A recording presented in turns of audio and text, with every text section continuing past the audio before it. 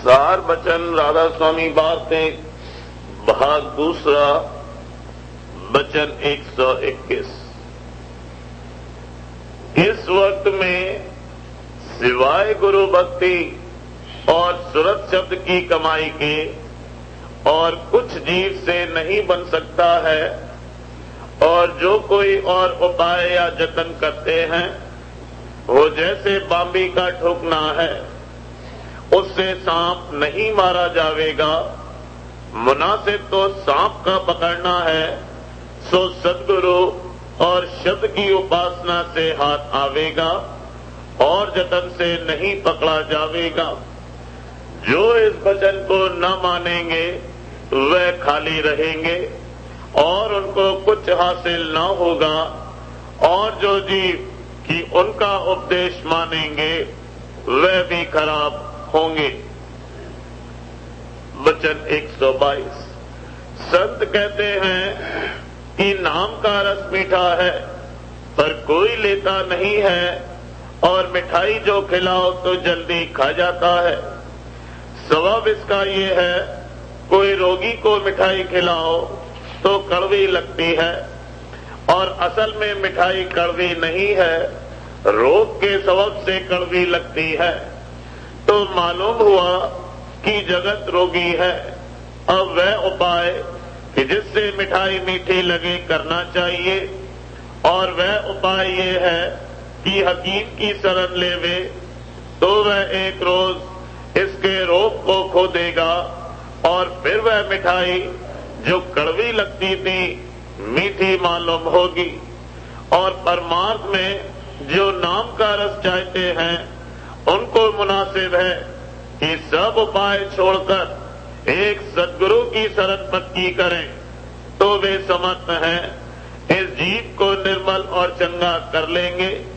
यानी अंतःकरण जो भोगों की वासना से भरा हुआ है और काम क्रोध लोभ मोह अहंकार की कीचड़ में सना हुआ है, उसको सफा कर देंगे, और मैल और बीमारी जिसके सबब से नाम का रस इसको नहीं आता है सब दूर कर देंगे, और नाम का रस भी बख्श देंगे। और जो ये उपाय नहीं किया जावेगा तो 84 के दंड का अधिकारी होगा। वचन 123।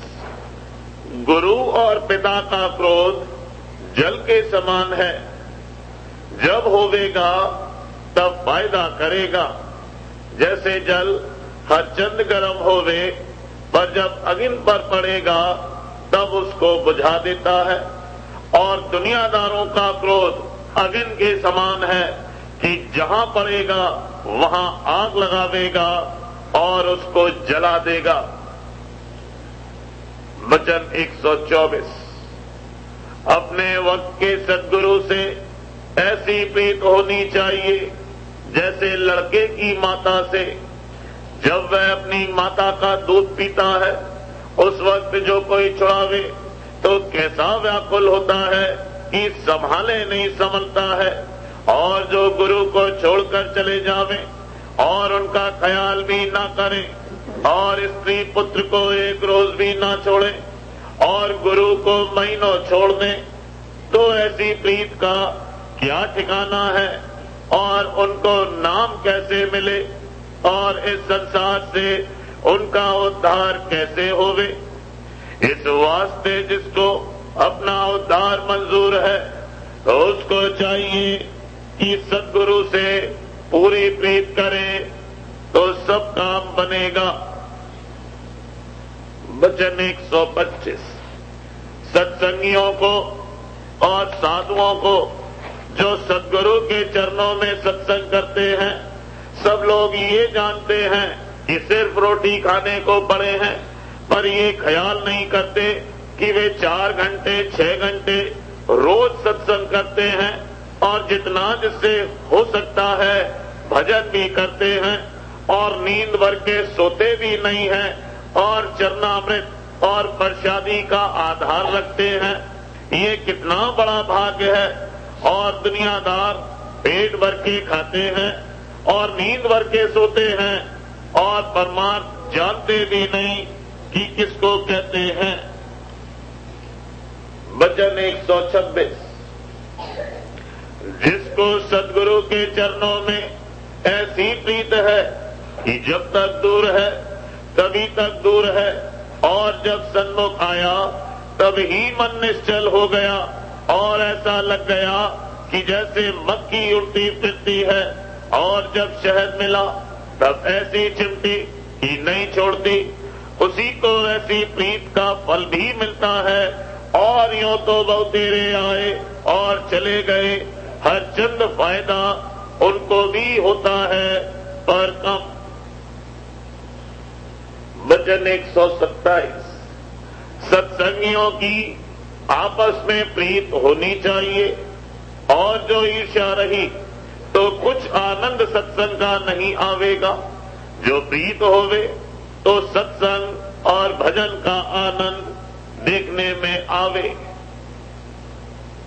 वचन 128, संतों का क्रोध दाती है और संसारियों का क्रोध घाती है, पर इस बात को संसारी नहीं जानते हैं, वह संतों को क्रोधी जानते हैं।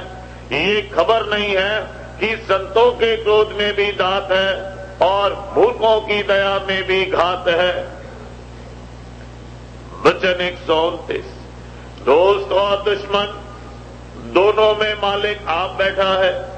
फिर दोस्त की दोस्ती पर और दुश्मन की दुश्मनी पर ख्याल नहीं करना चाहिए, दोनों में मालिक प्रेरक है। और ये दृष्टि सबकी नहीं हो सकती है। जो अपने में मालिक का दर्शन करते हैं उनकी ऐसी दृष्टि है, और जो कि तुम सत्संग करते हो तुमको भी ऐसी आदत करना चाहिए कि जिससे विरोध चित्त में ना आने पावे।